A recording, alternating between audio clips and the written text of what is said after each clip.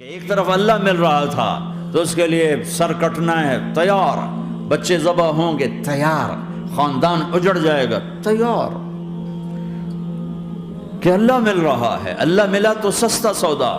جب اسماعیل علیہ السلام سے کہا نا ابراہیم علیہ السلام نے کہ بیٹا تیرے ذبح ہونے کا حکم ہو چکا ہے، کیا کہتے ہو؟ تو انہوں نے کہا جلدی کرو، یا ابا تفعل، یا ابا تفعل، ابا جلدی کرو۔ تو ابراہیم سمجھے کہ شاید یہ پتہ نہیں چلا اس کہ بیٹا تمہیں خبر ہے میں کیا کہہ رہا ہوں؟ کہاں خبر ہے، بڑا اچھا سودا ہے، آپ کے بدلے میں اللہ مل جائے گا، اللہ آپ سے زیادہ بہتر ہے، دنیا کے بدلے میں جنت ملے گی، جنت دنیا سے بہتر ہے۔ پھر معصوم بچوں کو خیال، ہاں میری ماں کو ضرور تکلیف ہوگی، تو اپنا کرتا اتارا اور اپنے باپ کو دیا کہ یہ کرتا آپ نے میری اماں کو دینا ہے، جب مجھے کبھی یاد کرے گی تو میرا کرتا دیکھ لیا کرے گی، تسلی ہو جائے گی، اور آپ نے اپنے کرتے میں مجھے کفن دے کے ادھر ہی دفن کر دینا ہے، ادھر نہیں لے جانا وہ مکے کی طرف کہ میری ماں کو وہاں تکلیف ہوگی، میرا کٹا سر دیکھ کر بغیر سر کے پورا دھڑ وہ اس کو تکلیف ہوگی۔ ایسا اطمینان سے، چونکہ اور ذبح ہونے والا بھی ایسی باتیں کرتا ہے، بابا میرے ہاتھ بھی باندھ دے میرے پاؤں بھی باندھ دے، کہ ممکن ہے جب تو چھری چلائے اور میرا ہاتھ پاؤں ہلے تو تجھے لگ کے تمہیں تکلیف نہ ہو جائے۔ پیسے میں چین ہوتا، زندگی میں چین ہوتا نہیں، اللہ کو پانے میں چین ہے، اور ادھر وہ بھی اللہ کو ڈھونڈ رہا ہے۔ ارے میرے بھائیو، 60 برس کی دعا کے بعد بیٹا ملا، 60 برس دعا مانگی، یا اولاد دے دے اولاد دے دے اولاد دے دے، 60 سال کے بعد اولاد ہوئی، 84 سال کی عمر میں، 80 سے 84 برس کی عمر میں کے درمیان بچہ ہوا ہے۔ جب وہ 5 سے 10 سال کا ہوا ہے اور ابراہیم 90 کراس کر گئے، 90 کا بیریئر کراس کر گئے، جب مرغی کو ذبح کرتے بھی ہاتھ کانپے، 90 برس 92 سال کا بڈھا تو مرغی نہیں ذبح کر سکتا، تو اس کو کہا جا رہا بچہ ذبح کر۔ مینا کے پہاڑ سختہ تاری ہے، ہوائیں تھم چکی ہے، سورج مدہوش ہو رہا ہے، آسمان کے فرشتے ٹکٹکی باندھ رہے ہیں اور ان کے سانس اٹک رہے ہیں کہ یہ کیا ہو رہا ہے، کیا یہ بوڑھا کر جائے گا، کیا یہ اپنے بچے پر چھری چلا جائے گا؟ باندھ رہے ہیں ہاتھ اور پاؤں، اور پھر بچے نے کہا تھا مجھے الٹا لٹانا، سیدھا نہ لٹانا، کہیں تیری نظر پڑے میرے چہرے پر اور پھر تو رک جائے، نہیں نہیں نہیں، سیدھا الٹا۔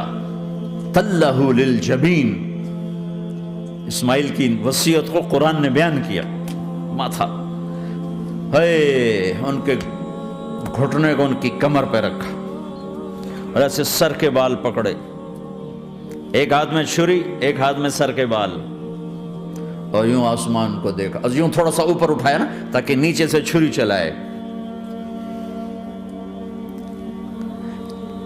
وہ چھری چلا کے مطمئن ہے، وہ چھری چلوا کے مطمئن ہے، پتہ چلا کہ میری سوچ غلط ہے، کسی اور طرف سکون ہے، جہاں میں ڈھونڈ رہا ہوں وہاں نہیں ہے، اپنی مرضی پوری کرنے میں نہیں ہے، اللہ کی مرضی پوری کرنے میں ہے۔ یوں پکڑا، گھٹنا رکھا، یوں دیکھا، آسمان کو دیکھنا تھا کہ فرشتوں کی چیخیں نکل گئی، کہا اے اللہ، ہائے ہائے ہائے، کاش وہ مینا کے پہاڑ ہوتے جہاں یہ قصہ ہوا، اب تو حاجیوں کی وجہ سے انہیں توڑنا پڑا۔ اے اللہ، کیا تو مجھ سے ناراض ہو گیا ہے؟ تو یہ سمجھتا ہے کہ اسماعیل کی محبت میرے دل تجھ سے زیادہ ہوگی؟ نہیں نہیں، میرے اندر تو ہی تو ہے، تیرے سوا کوئی نہیں ہے، اور اگر کوئی میرا تو نے امتحان لینا ہے میں حاضر ہوں۔ ایک اسماعیل کیا لاکھوں قربان ہو سکتے، چھری چلات کی۔ اگر میرا رب صرف دیکھ ہی رہا تھا کہ خلیل کہاں تک جاتا ہے، یاری نبھتی ہے کہ درمیان میں ٹوٹتی ہے. ارے تم سے بچوں پہ چھریاں نہیں چلوا رہا، تم سے کہہ رہا غلط کام چھوڑ دو. وہ تمہاری ہلاکت اور بربادی کا ذریعہ ہیں. یا موت سے ٹکر لے کے دکھا دو، یا قبر کے گڑھے میں جانے سے انکار کر دو، یا موت کے بعد کھڑے ہونے سے انکار کر دو، یا میرے رب کی جہنم کو پانی سے بجھا دو، میرے اللہ کی جنت کو آگ لگا دو، اور کہہ دو کوئی اللہ نہیں، کوئی حساب کتاب نہیں، جاؤ جو مرضی کرو. ادھر سب کچھ مانتے ہو، ادھر اسی سے بغاوت کرتے ہو. یہ کیا اسلام ہے؟ یہ کیا زندگی ہے؟ اے اللہ، ناراض ہو گیا ہے کہ میرے دل میں اسماعیل تجھ سے زیادہ نہیں. میرے رب ادھر تو ہی تو ہے، تیرے سوا کوئی نہیں ہے، تو ہی ہے. اور اگر ناراض نہیں کوئی میرا پیپر لے رہا ہے تو میں حاضر ہوں، یہ لے. اللہ اکبر. جو چھری چلائی، ساتوں آسمان کے فرشتوں کی چیخیں نکل. 2 دفعہ آسمان کے فرشتے روئے ہیں، 2 دفعہ ساتوں آسمان کے فرشتے. ایک یہاں ابراہیم و اسماعیل کے اس قصے پر، اور پھر 4000 سال کے بعد جب میرے نبی کو طائف میں پتھر پڑے.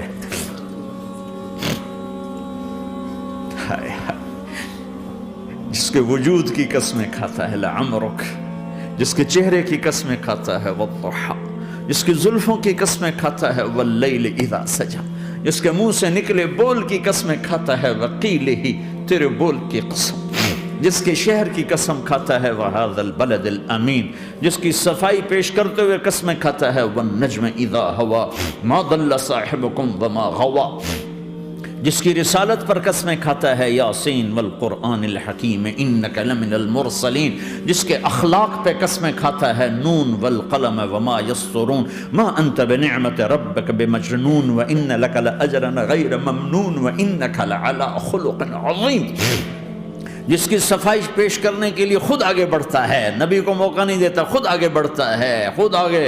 انہوں نے کہا اِنَّا لَتَارِكُ آلِهَتِنَا لِشَاعِرٍ مَجْنُونَ، تو قبل اس کے کہ میرے نبی جواب دیتے، اللہ جواب دینے کے لیے آ گیا. فَلَا أُقْسِمُ بِمَا تُبْصِرُونَ وَمَا لَا تُبْصِرُونَ إِنَّهُ لَقَوْلُ رَسُولٍ كَرِيمٍ وَمَا هُوَ بِقَوْلِ شَاعِرٍ قَلِيلًا مَا تُؤْمِنُونَ وَلَا بِقَوْلِ كَاهِنٍ قَلِيلًا مَا تَذَكَّرُونَ. کہنے والوں نے کہا جادوگر، کہنے والوں نے کہا شاعر، ساحر. میرے رب نے خود جواب دینا، شاعر ہے نہ ساحر ہے نہ جادوگر ہے، میرا حبیب ہے، میرا رسول ہے. حضرت عائشہ نے پوچھا یا رسول اللہ آپ کو سب سے زیادہ تکلیف کہاں پہنچی؟ کہ طائف میں. طائف میں 23 برس میں سب سے زیادہ تکلیف کہاں پہنچی؟ فرمایا طائف میں. جنہوں نے اتنی زیادہ تکلیف پہنچائی تھی ان سے بدلہ لینے کا وقت آ گیا ہے، اور فرشتہ حاضر ہے، اللہ کی منشا شامل ہے، کر دوں؟ کہ نہیں، یہ نہ صحیح، ان کی نسل میں شاید کوئی ایمان لے آئے. لعل اللہ ان یخرج من اصلابہم من یوحد اللہ. یہ نہیں تو ان کی نسل ہی شاید کلمہ پڑ جائے. میں عذاب دلانے نہیں آیا، میں تو رحمت بن کر آیا ہوں. ما بعثت لعانا، میں لان تان کرنے نہیں آیا، انما بعثت رحمتا، میں تو رحمت بن کے آیا. اب ممبر پہ بیٹھنے والے لانتیں برسا رہے ہیں اپنوں پر. امت بنو، مسلمان بنو. اس دعا پر آسمان کے فرشتے روئے ہیں، ساتوں آسمان کے فرشتوں میں ہلچل مچ گئی. میرے بھائیو، یہاں کوئی آزاد نہیں ہے. موت سے لڑو، دکھاؤ، بڑھاپے سے لڑ کے دکھاؤ، غم اور دکھوں سے لڑ کے دکھاؤ.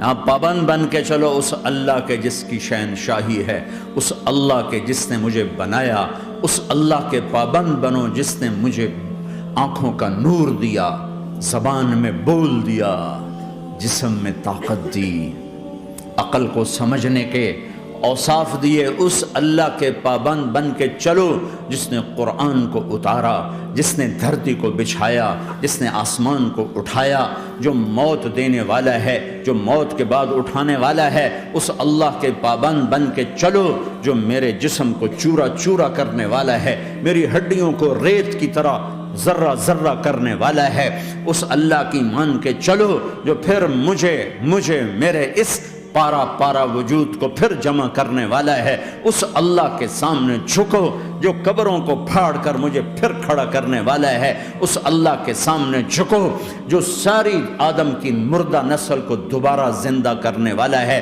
اس اللہ کے سامنے جھکو جو زمین آسمان کو ایک دن توڑنے والا ہے، توڑ کے پھر بنانے والا ہے۔ اذا السماء انفطرت وَإِذَا الْكَوَاكِبُ انتَثَرَتْ وَإِذَا الْبِحَارُ فُجِّرَتْ وَإِذَا الْقُبُورُ بُعْثِرَتْ، زمین آسمان کو ہلا رہا ہے، موت دے رہا ہے۔ اذا زلزلت الارض زلزالها، زمین پہ موت آ رہی ہے۔ اذا السماء انفطرت، آسمان مر رہا ہے۔ اذا الشمس قُوِّرَت، چاند سورج مر رہا ہے۔ وَإِذَا الْجِبَالُ سُيِّرَتْ، یہ پہاڑوں کی موت ہے۔ عرش فرش لوح قلم کرسی ہر شے کو فنا کے گھاٹ اتارنے والا اور خود ہمیشہ باقی رہنے والا، دائم رہنے والا، قائم رہنے والا، اپنی ذات میں قائم، اپنی ذات میں دائم، موت سے پاک، تھکن سے پاک، نیند سے پاک، اونگ سے پاک، ظلم سے پاک، ذوق سے پاک، خزانوں کا مالک، عزت کا مالک، قوت کا مالک، شہنشاہی کا مالک، کبریائی کا مالک، ہیمنت کا مالک، جبروت کا مالک، جبروت کا مالک، خزانوں کا مالک، فرشتوں کا مالک، جبریل کا مالک، میکائیل کا مالک، اسرافیل کا مالک، اسرائیل کا مالک، طارق جمیل کا مالک، برمنگم والوں کا مالک، آدم کی ساری نسل کا مالک، 2 پاؤں پہ چلنے والوں پر بادشاہ، 4 پاؤں پہ چلنے والوں کا مالک، پانی کی مخلوق، ہوا کی مخلوق، زمین کی مخلوق، رینگنے والے، اڑنے والے، تیرنے والے، جھپٹنے والے، دھاڑنے والے، پھاڑنے والے، ڈسنے والے، سب پر میرے اللہ کی شہنشاہی ہے۔ للہ ملک السماوات والارض وما فیہن، لہ ما فی السماوات وما فی الارض وما بینہما وما تحت الثری وان تجہر بالقول فانہ یعلم السر واخفی۔ وہ کون ہے؟ اللہ، اللہ۔